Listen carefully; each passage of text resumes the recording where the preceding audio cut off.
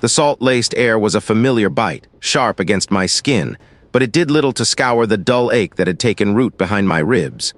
I stood on the listing deck of the support vessel, the rhythmic groan of the winch a constant grinding lament. Below, the murky green churned around the salvage diving operation, shipwreck recovery. My hands, calloused from years of hauling lines and repairing equipment, felt useless, hollow. It had been months, but the weight of her absence still pressed down, a physical thing that stole the air from my lungs.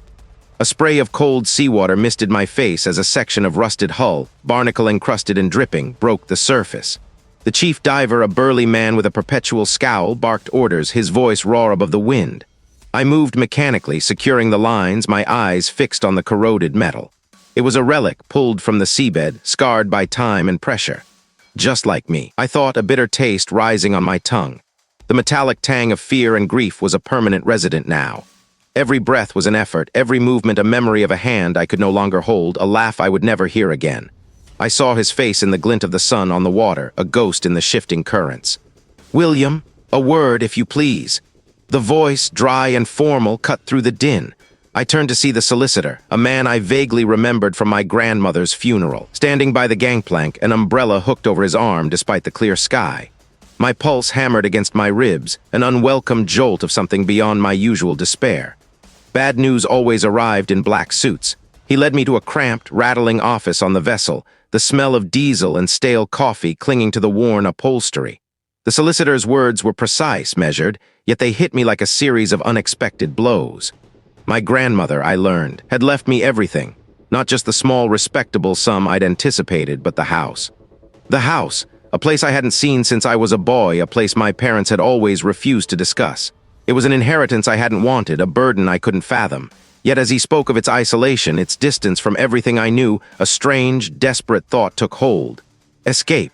A place where her ghost wouldn't cling to every familiar object, every street corner. A place where I could breathe. Or maybe, a place where I could finally suffocate in peace. The long drive felt endless, the landscape gradually shedding the familiar signs of civilization. Asphalt gave way to cracked, winding roads, then to a gravel track that seemed to swallow the car whole. Fields stretched out, brown and fallow, under a sky that had turned the color of bruised plums. My hands gripped the steering wheel, gripped tight. The further I drove, the more the world seemed to recede, leaving me alone with the growing sense of unease. Finally, a break in the dense, skeletal trees. A wrought iron gate, rusted and half obscured by ivy, loomed into view. It hung askew on its hinges, one side dragging in the mud, a silent, unwelcoming mouth. Beyond it, a long, winding driveway, choked with weeds, disappeared into the encroaching gloom. The air inside was thick, stagnant, carrying the potent scent of dust, mildew, and something else, something subtly metallic, like old blood or forgotten iron. It felt porous, almost damp, as if the house itself was breathing a slow, shallow breath. A sheet-draped form in the corner, a hulking shape that might have been a grandfather clock or a suit of armor, seemed to shift in the gloom, catching my eye. My skin prickled, aware. Was it just my grief playing tricks, or was the house already watching me? The voice, dry and formal, cut through the din. He looked out of place, a dark, starched figure against the industrial chaos of the salvage diving operation, shipwreck recovery. The air here tasted of salt and diesel, a metallic tang that usually settled my nerves with its raw honesty, but today it only grated. My pulse hammered against my ribs. "William," the solicitor said, his voice barely audible over the groan of winches and the distant clatter of heavy chains. He didn't offer a handshake, merely extended a heavy, brass-bound key and a folded parchment. "All the necessary arrangements have been made. The manor is yours. As per the will, you are to reside there for a minimum of 6 months." His gaze, pale and unblinking, seemed to bore into me past the fatigue, past the grief that still clung to me like sea-damp clothes. She left explicit instructions, no delays, no deferments. The parchment felt cold in my hand, the key surprisingly warm. Why the urgency? What could possibly compel such a precise, immediate relocation? The drive to the manor was long, the road narrowing as I left the coast behind, trading the briny air for the damp, earthy scent of dense woodland. Trees, ancient and gnarled, formed a tunnel overhead, their branches clawing at the sky. The sunlight, once bright, now struggled to penetrate, casting the winding path into a perpetual twilight. Every turn felt like a descent, deeper into forgotten territory, deeper into something I wasn't ready for. My hands clenched the steering wheel, gripped tight.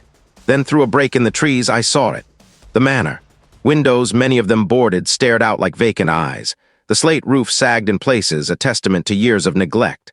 A tangle of ivy, thick as a man's arm, choked one entire wing, pulling at the eaves.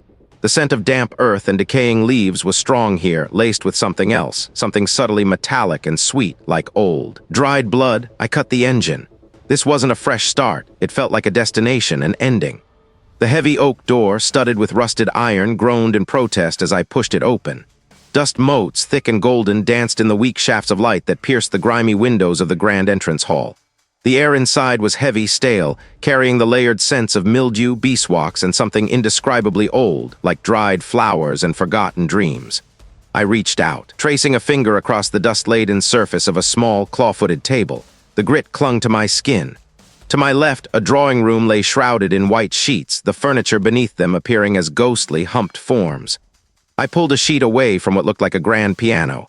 The ivory keys were yellowed, some chipped, and when I pressed one, it emitted a wheezing, tuneless sigh. My breath plumed in the cold air. I moved on, my gaze drawn to a collection of framed photographs on a nearby wall. They were old, sepia-toned, depicting stern-faced ancestors, their eyes following me with an unsettling intensity. I paused, feeling a sudden prickle on my skin, an awareness that I wasn't alone. My rational mind, still clinging to the wreckage of my former life, dismissed it as faulty wiring. The house was ancient, after all. It was too indistinct to make out words, too fleeting to pin down. But it was there, brushing against my ear. My head snapped around. Nothing, my grief, I told myself, was playing tricks. My mind, still raw, was seeking patterns in the random. Further into the room, tucked beneath a heavy velvet curtain that smelled faintly of camphor and decay, I found it. A chest. It looked heavy, immovable, as if it had been there for centuries, waiting. The padlock was intricate, hinting at a mechanism I couldn't discern. No keyhole was immediately visible. The air around me seemed to thicken, pressing in. The subtle scent of old paper and something else, something sweet and cloying like overripe fruit, intensified. The solicitor, a starched figure in his dark suit, stood perfectly still beside the gangplank, an umbrella hooked over his arm like an ornamental weapon. The air around the salvage diving operation, shipwreck recovery, thrummed with the guttural growl of heavy machinery, the clang of metal on metal, and the ceaseless, rhythmic groan of the ocean. My clothes tasted of salt and diesel. He didn't seem to notice the grit that coated everything or the spray that occasionally misted the dock. His eyes, pale and unsettlingly still, fixed on me. "William," he said, his voice cutting through the industrial din without rising, "I trust you've settled into the manor." He didn't wait for an answer. "There's a matter of some specific items not listed in the general estate. Your grandmother was quite particular." Held out a thick sealed envelope, its parchment yellowed and brittle at the edges. A faint, almost imperceptible scent of dried herbs and something metallic clung to it. My fingers brushed his as I took it. His skin felt unnaturally cool. "She insisted these be delivered to you personally, and only after you had spent a full week within the house. Consider it a test of sorts." He offered a thin, humorless smile before turning abruptly and walking away, his gait stiff, his dark figure quickly swallowed by the bustling activity of the docks. A test. The word echoed, flat and unsettling, against the clamor of the cranes. Back in the car, the envelope lay on the passenger seat, an inert weight. The smell of it, that faint, strange scent, seemed to permeate the upholstery. I stared at the sea, the waves crashing against the dock pilings, white foam against the gray-green expanse. The solicitor's words had been strange, but what wasn't these days? Grief twisted logic into knots. I tried to dismiss it, to rationalize it away as exhaustion, as the lingering trauma of what I'd lost. It had to be. The manor was old, drafty, full of settling sounds. My wife, her absence was a gaping wound. Of course, my mind would play tricks. The drive back was a blur of winding coastal roads and encroaching twilight. Inside, the silence was a physical presence, heavy and expectant. I tossed the solicitor's envelope onto the dusty hall table, unopened. It could wait. I needed solid ground, something real. Moonlight, thin and watery, sliced through the tall windows, illuminating motes of dust dancing in the gloom. I walked to the old, leather-bound desk, running my hand over its cool, polished surface. A faint, sweet scent, like dried roses and something else, something sharp and metallic, teased my senses. It was her scent. My wife's. My breath hitched. I closed my eyes, trying to conjure her image, her smile, the way her hair smelled when I held her close. I spun around, my heart racing, a frantic drum in the cavernous room. Nothing, my hands trembled. My skin prickled, every nerve ending screaming. It was just my grief, I told myself, a cruel trick of memory. I could almost feel the phantom touch of her breath on my cheek. I fumbled for my phone, my fingers clumsy. I called a colleague, a friend. Picked up on the third ring, his voice gruff, distant. "William, everything all right? Haven't heard from you." "Yeah, just settling in," I mumbled, trying to keep my voice steady, normal. "It's a lot, the house, you know, old." "Right, big place, I remember. Probably just the wind, William. You're exhausted. Give it time." He chuckled, a sound that felt brittle and remote. "You're probably just hearing things. Get some rest." He offered platitudes, advice about fresh air, about getting back to normal. He didn't understand. How could he? My friend's dismissal only deepened the isolation, confirming my own terrible suspicion. I was losing my grip. A sudden, sharp crack echoed from the hallway like old wood protesting a shift in the house's foundation. I froze, every muscle tensed. Then a low, melodic hum, a sound I knew intimately, filled the air. It was the tune my wife used to hum when he was happy, when he was cooking, when he was just pottering around the house. It was her song. I moved, drawn by an invisible thread, out of the study and into the dimly lit hallway. The humming intensified, coming from the parlor. I pushed the heavy parlor door open. In that narrow beam, suspended in midair, was my wife's favorite scarf. The soft, cashmere one I'd given her for our anniversary. It swayed gently, as if caught on a breeze, though the windows were latched, the air still. The humming stopped. My breath caught in my throat. I couldn't turn, I couldn't move. The scarf drifted lower, landing silently on the polished floorboards, a pool of pale silk. Was it truly her, or was something else here, something wearing her memory like a shroud? Ice flooded my veins. I couldn't turn, I couldn't move, or was something else here, something wearing her memory like a shroud? My lungs burned. A cold knot tightened in my gut, twisting me. I stood frozen, my back to the empty space where the scarf had been. The air, already stale, suddenly felt thin, metallic, as if the very oxygen had been sucked out of the room. My skin prickled, every hair on my arms rising in a silent, terrified salute. I squeezed my eyes shut, a desperate plea for it to be a trick of the light, a flicker of my own grief-addled mind. But the pressure behind my eyelids, the phantom chill on my neck, they were too real. I forced my eyes open. Nothing. The study was exactly as I'd left it, or thought I'd left it. The mahogany desk, the overflowing bookshelves, the heavy velvet drapes, all still. The scarf lay harmlessly on the floor, a forgotten garment. My own reflection stared back from the window pane, pale and wide-eyed.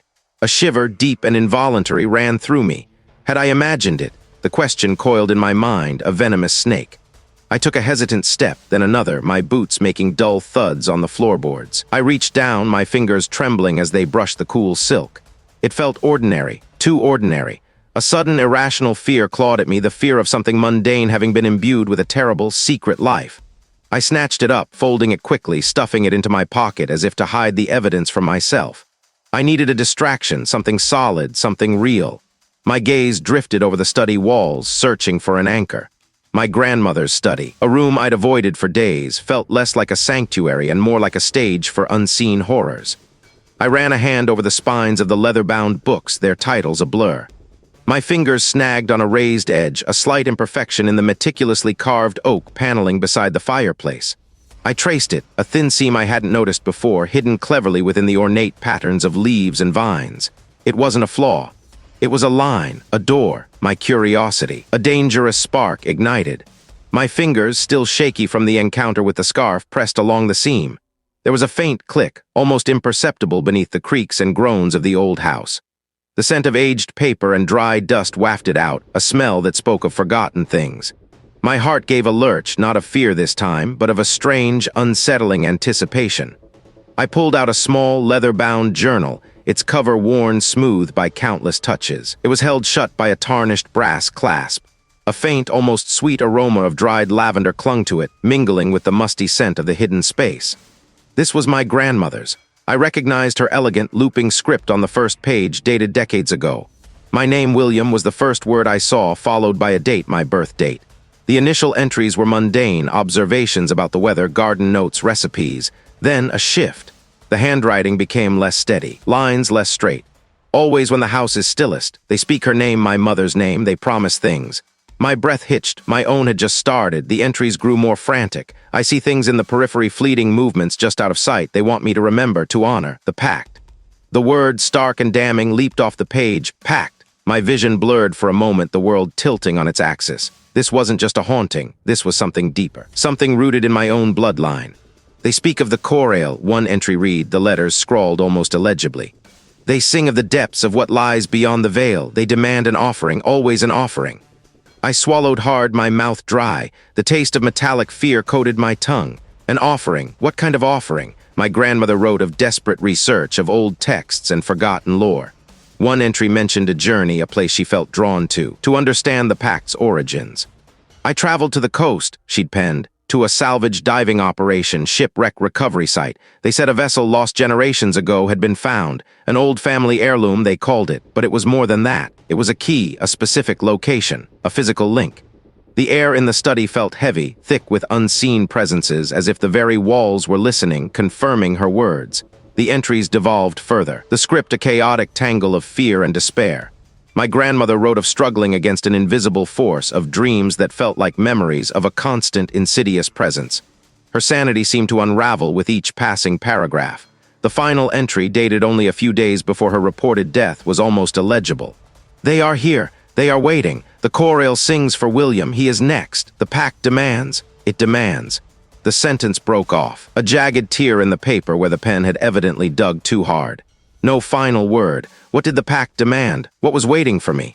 The words, stark and damning, leaped off the page. Pact. The journal detailed her growing terror, her attempts to resist.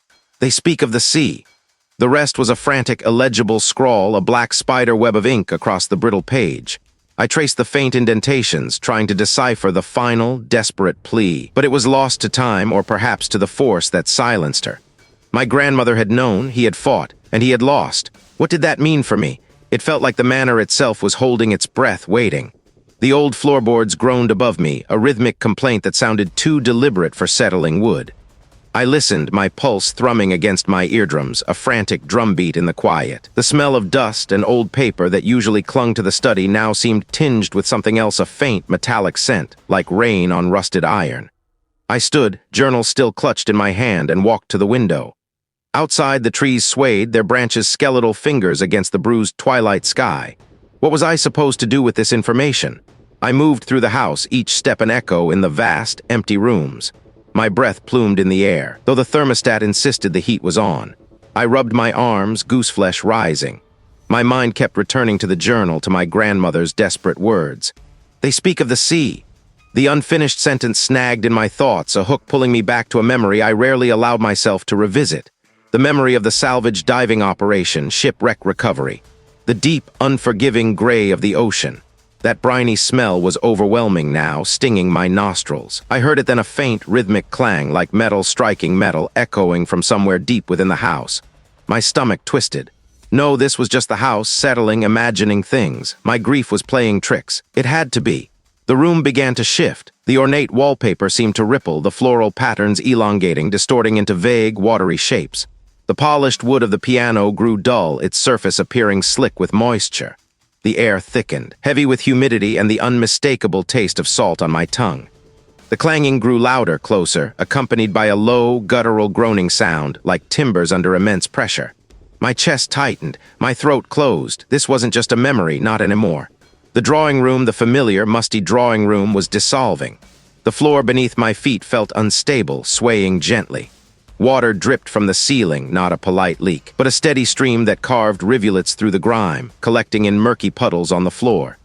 The clanging intensified, a terrifying symphony of stress and decay.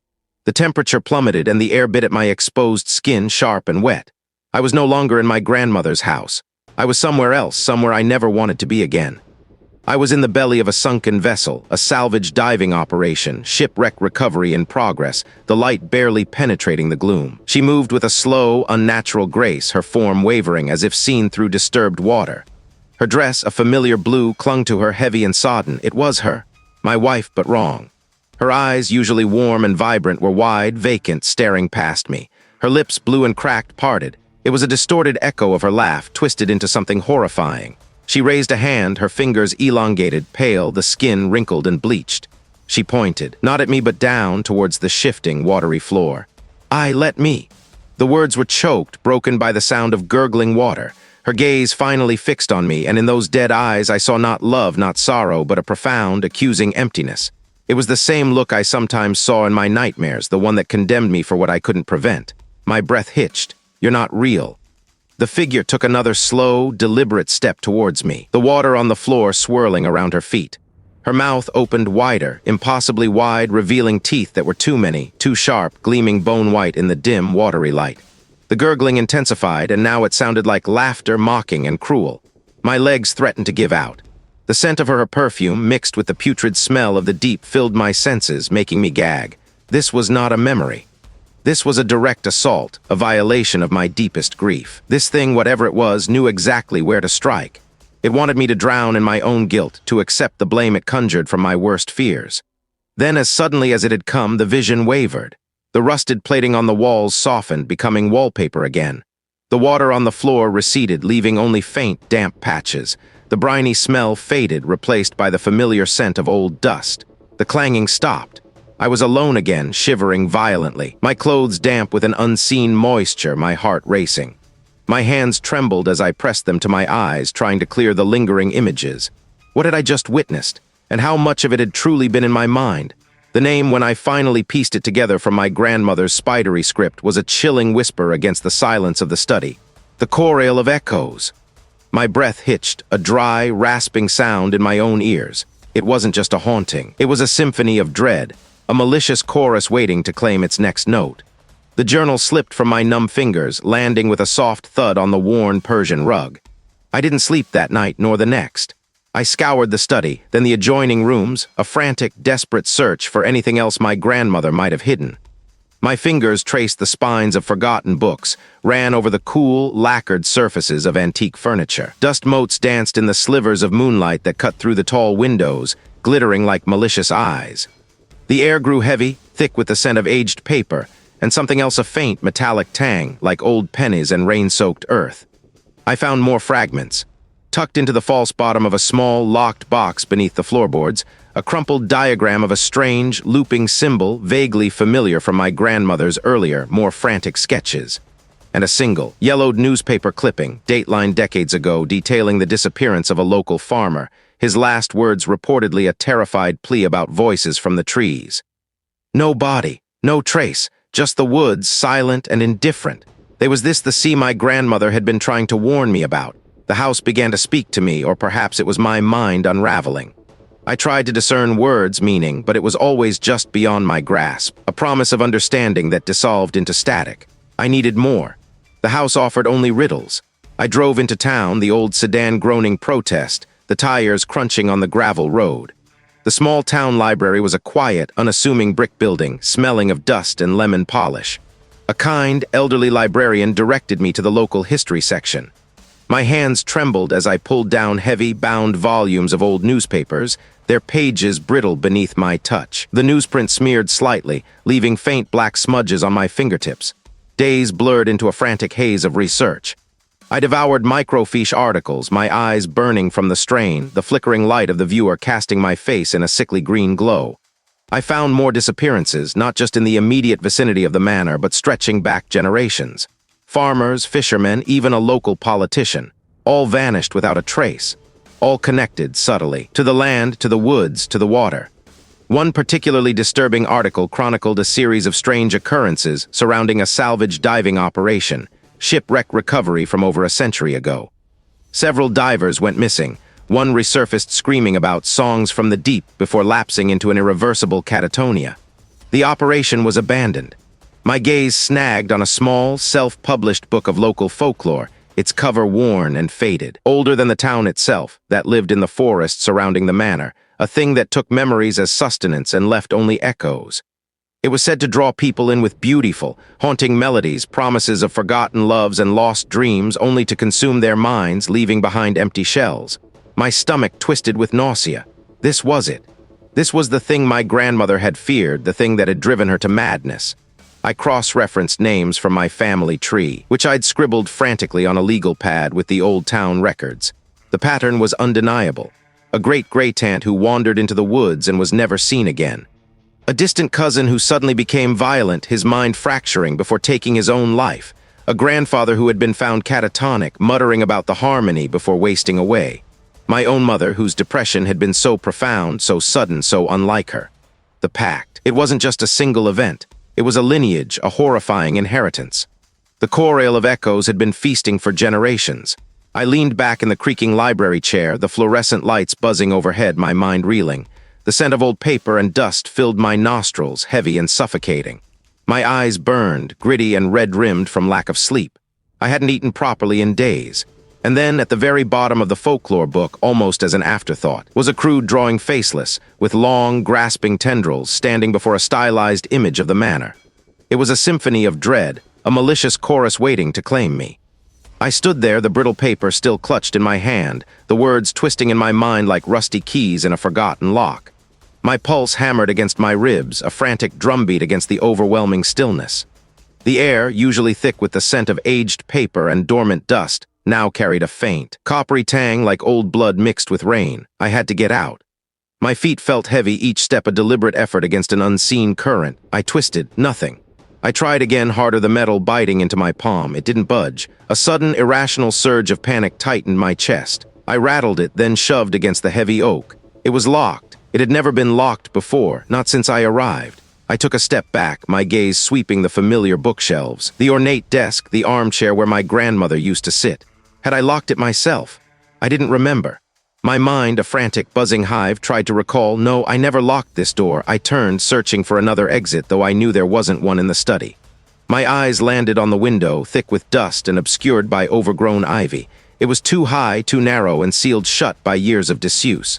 My gaze darted back to the door. It looked different now, subtly wrong. A faint, almost imperceptible hum vibrated through the floorboards, a low thrum that sank into my teeth. I pressed my ear against the wood, listening. Nothing but the thrum and the frantic beat of my own heart. I stumbled out of the study, or at least what I thought was the study. The hallway stretched ahead, but it wasn't the hallway I remembered. The walls, usually a faded floral pattern, were now stripped bare, revealing rough, damp plaster. The floorboards groaned beneath my weight, splintered and uneven. A door I'd never seen stood to my left, painted a peeling, sickly green. Where was the main staircase? Where was the sitting room? My breath caught. The layout had shifted. This wasn't right. I tried the green door. It opened with a groan that sounded like a sigh. I spun around, desperate to find a familiar landmark. The entrance to the study was gone, replaced by a blank stretch of wall, stained with what looked like rust. My head swam. I squeezed my eyes shut, then opened them, hoping to dispel the illusion. The wall remained. The passage to my left remained. The house was playing tricks, or I was. My hands trembled as I ran them over the rough plaster where the study door should have been. It felt solid, unyielding. No seam, no handle. It was as if it had never existed. Panic seized me, clawing at my throat. The passage twisted, turning sharply where I knew there should have been a straight run. The distant hum intensified, a low thrumming that seemed to vibrate in my very bones. I pressed a hand to my forehead, trying to clear the fog. Was this a dream? A nightmare? I pushed through a swinging door, expecting a pantry, but instead I was plunged into an impossible blue-green gloom. Water. I was underwater. My vision blurred, distorted by what felt like a thick pane of glass or a diving mask. The crushing weight of the deep pressed in on me, stealing my breath. Muted, distant clang-clang-clangs echoed through the water, accompanied by the hiss of compressed air. I could see shapes, enormous and indistinct, shifting in the murky depths. Rusted metal, twisted girders, a ship, a wreck. I was at a salvage diving operation, shipwreck recovery. How my lungs burned. I saw a figure encased in heavy diving gear moving slowly, deliberately among the debris. It turned its head slowly towards me. My heart seized. I wasn't breathing. I couldn't breathe. Then, as suddenly as it began, the vision shattered. I was back in the hallway, gasping, choking on air that now tasted like dust and decay. My body convulsed, my knees giving out, sending me sprawling onto the splintered floorboards. The metallic taste lingered, thick and nauseating. My mind raced, trying to reconcile the impossible. A salvage diving operation, shipwreck recovery. Here, in the house, it was a trick, a manipulation. The chorale of echoes. It was trying to break me. I pushed myself up, my muscles screaming in protest. The house was a weapon. Every turn, every passage, every closed door was designed to disorient, to trap. I tried to retrace my steps, but the hallway ended abruptly in a wall I had never seen, covered in peeling floral wallpaper, the pattern unfamiliar. It sounded like my wife's voice. "William, why?" My head snapped up. "Elena," I called out, my voice raw, cracking. Elena would never say that. I hadn't left her. He was gone. This wasn't her. It was the entity. It was using her against me. I stumbled forward, desperate to escape the sound, the memory, the accusation. But every turn led to another dead end, another unfamiliar room, another stretch of hallway that simply wasn't right. Was I even moving at all, or was the house itself simply rearranging around me, tightening its grip? My blood ran cold. No, that was wrong. Ice didn't just flood my veins, it crystallized in my marrow, turning every joint stiff, every muscle rigid. That voice, that cruel saccharine imitation, it wasn't Alina, it couldn't be. Alina would never accuse me, she knew, she understood. Grief, a fresh, brutal wave, crashed over me, threatening to drown the fragile hope I'd clung to. This wasn't her. It was something else, something that wore her voice like a stolen skin. My breath hitched, caught in my throat, tasting of dust and the metallic tang of fear. I spun around the bend, my eyes darting, searching the dim corridor. Empty. The air, thick and still, pressed against my skin. The old house groaned around me, a symphony of settling timber and whispering drafts. I needed to understand. I had to. This wasn't grief playing tricks. This was something real, something malicious, and it was twisting my memories, my love, against me. The papers I'd found earlier. Cryptic notes from my grandmother, my great-grandfather, lay scattered across the heavy oak desk. They spoke in veiled terms of the arrangement, the cost, the deep, and the anchor. I needed more. My gaze fell upon a locked, iron-bound chest tucked beneath a dusty map cabinet. It was old, impossibly old, the metal scarred and pitted. I fumbled with the rusted padlock, my fingers clumsy with urgency, until a hidden key taped beneath the cabinet's lip revealed itself. Inside, nestled amongst brittle yellow documents and a handful of tarnished silver coins, was a logbook. Its leather cover was swollen and warped, smelling faintly of salt and decay, as if it had spent years submerged. The cursive script, faded but still legible, detailed entries from a salvage diving operation, shipwreck recovery in the late 1800. My great-grandfather, a figure I barely knew, was listed as the lead diver. The entries spoke of strange currents, impossible depths, and a peculiar discovery within a sunken vessel. I traced a finger over the brittle pages. The log described an ancient wreck, far deeper than any should have survived intact, found almost by accident. The air in the study grew heavy, pressing in on me, making my ears ache. Unwell, visions. Then the bargain was struck for protection, for knowledge. For the family line, one must anchor the deep. My breath caught. An anchor, what did that mean? I flipped through more pages. The logbook descended into madness. Drawings of impossible geometries scrawled frantically alongside pleas for forgiveness, and then a series of names, each with a date beside it. My great-grandfather's, my grandmother's uncle, my own grandmother, and then at the bottom a blank space followed by William, my own name, scrawled in the same frantic hand that had detailed the bargain. The ink, though faded, seemed to pulse with a faint, malevolent energy. The smell of the old logbook, that faint, briny decay, suddenly filled my mouth, metallic and bitter. This wasn't just a family secret, it was a curse, a generational pact. My ancestors, in their desperation or greed, had made a deal with something from the deep, something that required a living anchor. And the names, they were a succession, a lineage, a schedule. I wasn't just inheriting a house, I was inheriting a role. Not a victim, not merely haunted, but chosen, designated. My hands trembled, the logbook rustling in my grasp, preparing me to become the anchor. To house whatever ancient horror my great-grandfather had pulled from the depths, from that salvage diving operation, shipwreck recovery, to be its vessel, its tether to this world. The realization hit me like a physical blow, knocking the wind from my lungs. The room spun. My knees buckled, and I slumped into the armchair. The logbook still clutched tight. My great-grandfather had sought power, or perhaps, as the frantic scrawls implied, protection from an even greater horror, and the price. A member of each generation. My wife, Alina, gone so recently, had been a diversion, a preemptive strike to soften me, to break me, making me pliable for the transition.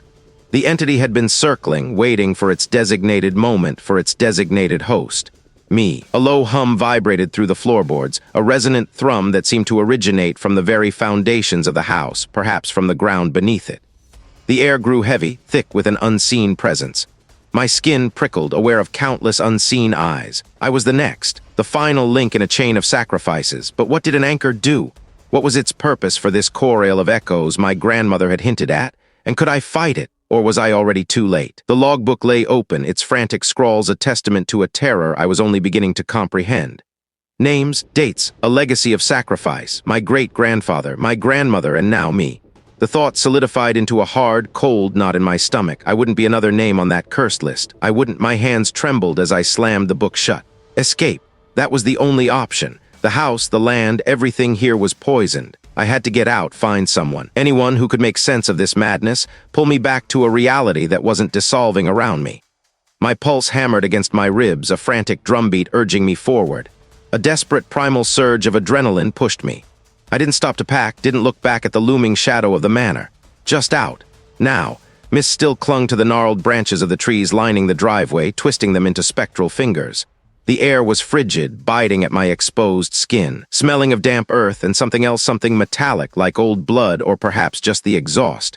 I gripped the steering wheel so tightly my knuckles ached, my eyes fixed on the winding path ahead. The gravel crunched under the tires, a familiar sound that momentarily anchored me, or so I hoped.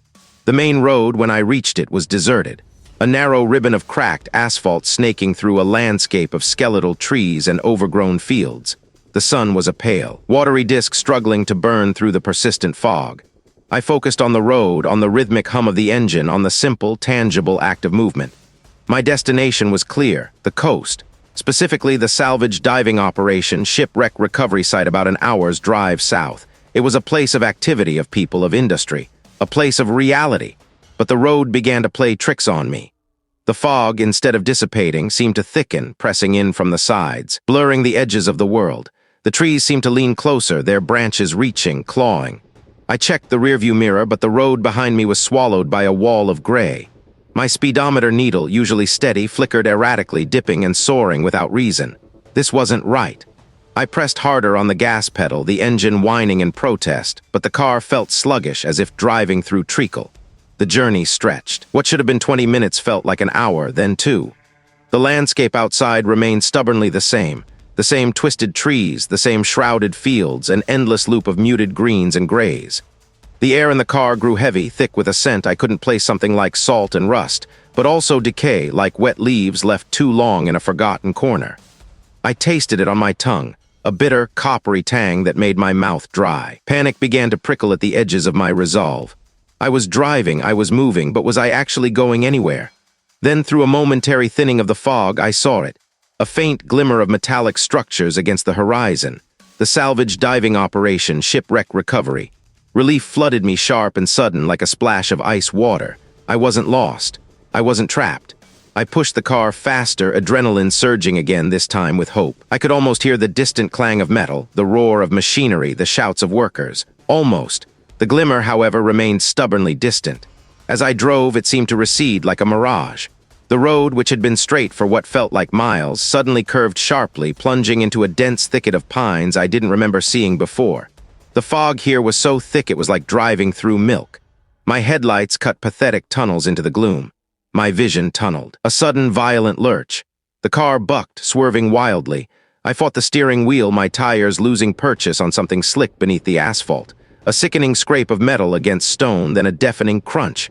The airbag exploded in my face, hot and suffocating, knocking the wind from my lungs. My head slammed back against the headrest, stars bursting behind my eyes. The world spun. When the ringing in my ears subsided, I found myself slumped against the deflated airbag, my body aching, a sharp pain throbbing in my temple. The car was dead. I pushed myself upright, my movements stiff and clumsy, and forced my eyes to focus. Through the shattered windshield, the fog had dissipated, but what lay beyond it was not the familiar road, nor the distant promise of the salvage diving operation. It was the manor. The front door, a gaping maw, seemed to beckon. My car, miraculously, was not wrecked against a tree or a ditch, but sat perfectly aligned with the start of my own long, gravel driveway. The scrape of metal, the crunch, the airbag, had any of it been real? Or was it all just a brutal, physical manifestation of the entity's pull, a violent redirection back to its domain? My breath hitched. My escape hadn't failed, it had been forced. I was back, and the manor waited. What now? The logbook's ink bled into my vision, the frantic script a map of generations of terror. My grandmother and me? No, my pulse hammered against my ribs, a frantic drumbeat against the silence of the study. The words on the page blurred, then reformed, shifting like smoke. I squeezed my eyes shut, pressing the heels of my hands into them until pinpricks of light exploded behind my eyelids. My wife's face flickered at the edge of my memory, a ghost of a smile, then twisted into a silent scream. It was everywhere now, the entity. It wanted to consume. That much was clear. Not just my life, but my mind, my memories, the very essence of me.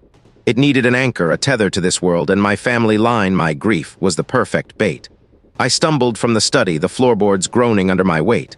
The hallway stretched ahead, longer than it should be, the portraits on the walls watching me with eyes that seemed to track my movements. One, a stern-faced ancestor with a familiar set to his jaw, seemed to speak without moving his lips. "Find the vessel, break the chain." The thought wasn't mine. It was an echo, a fragment of another consciousness bleeding into my own, a desperate plea from the past. I returned to the study, my fingers fumbling through the brittle pages. The ancestor's voice still resonated, a low hum behind my temples. "Vessel." The word repeated, a key turning in a lock. I scanned the margins, the cryptic symbols, the hurried sketches. There, a drawing, crude but unmistakable, a stylized anchor encircled by a twisted vine, and beneath it a date. A date that corresponded to a significant shipwreck, a local legend, one I remembered my grandmother speaking of in hushed tones. The Persephone's Lament, lost off the coast decades ago, its cargo never fully recovered. A salvage diving operation, shipwreck recovery. The words clicked into place, a terrible clarity. The entity raged against this understanding. The house groaned, timbers shifting, the very air vibrating with a low, guttural thrum. "Don't go, stay, let me in." My head throbbed, a relentless pressure behind my eyes, threatening to split open. Nausea twisted through me, but I pushed through it, focusing on the drawing, on the date. The salvage operation, still active, had recently announced a new push to recover artifacts from the Persephone's Lament. Coincidence, or a trap laid by generations past, waiting for the right moment for the next desperate heir. My grandfather's entries, barely legible, spoke of a locket of obsidian, a heart of the deep, capable of absorbing the corail's resonance. It wasn't about killing the entity. It was about containing it, trapping it. I had to find it. I had to move. It was a stark, unwavering determination. Could such a thing truly exist? Or was I chasing a phantom born of my own collapsing mind? The drive was a blur of rain-slicked roads and the insistent thrumming in my ears. The world outside the manor felt thin, less real. The salvage diving operation, shipwreck recovery, was a chaotic symphony of heavy machinery and shouted commands. Cranes loomed against the gray sky, their cables taut, hauling dripping metal from the churning water. The smell of brine and wet rust was overwhelming, clinging to my clothes, filling my nostrils. I found the site foreman, a burly man with a weathered face and eyes that held a permanent squint against the spray. He was barking orders, his voice raw. I tried to explain, to ask about the Persephone's Lament, about any unusual artifacts. He looked at me with suspicion, then a flicker of pity. "Another one, eh? Folks always coming round about that wreck. Full of ghosts, they say." He gestured vaguely towards a pile of recently recovered debris, a jumble of barnacle-encrusted wood and twisted metal. "Might find some old trinket in there. We just haul 'em up." The air here was different, though. Beneath the industrial din, I could still feel it. The metallic fear coated my tongue, but I pushed deeper, ignoring the splinters that tore at my skin, the stench of decay that rose from the depths. Not metal, not wood. I pulled it free. It was a locket, intricately carved from a single piece of polished obsidian. My great-grandfather's drawing, the heart of the deep, sprang into my mind with startling clarity. This was it. This was the vessel. The foreman, still shouting into a radio, didn't even glance my way. He had no idea what I held. No idea of the weight of generations, the silent pact, the monstrous hunger I was now tasked with containing, but how? The locket pulsed with a faint internal light, a deep, violet luminescence visible only to me, a beacon in the encroaching gloom. The drive back to the manor was silent, save for the rhythmic clicking of the locket against the console. The entity's presence felt muted now, as if sensing the countermeasure or perhaps simply waiting. The air within was stagnant, heavy, charged with an almost palpable anticipation. Back in the study, I found the last, most desperate entries in the logbook. My grandmother's hand, shaky, almost illegible. The vessel must be offered, not to destroy but to contain, a resonance, a sacrifice of the echo. The words swam before my eyes, hinting at a ritual, a precise sequence of actions. It wasn't about blood, not exactly. It was about connection, about severing the link between the entity and my mind and giving it something else to bind to. The locket. The sacrifice of the echo, what did that mean? I cleared the study table, pushing aside ancient maps and forgotten ledgers. The locket lay at the center, its violet glow now a steady throb. Around it I arranged objects from the logbook's descriptions. Dried herbs from the garden, a tarnished silver bell, a bowl of brackish water from the pond, a shard of mirror. Each item a conduit, a symbol. My hands trembled, but my resolve was firm. I would not be another name. I would not let it consume my memories or twist my grief into its own perverse anchor. This was my fight, my final stand. The ritual was laid out, a fragile shield against an ancient horror. The locket pulsed, waiting. What would happen when I completed the final step?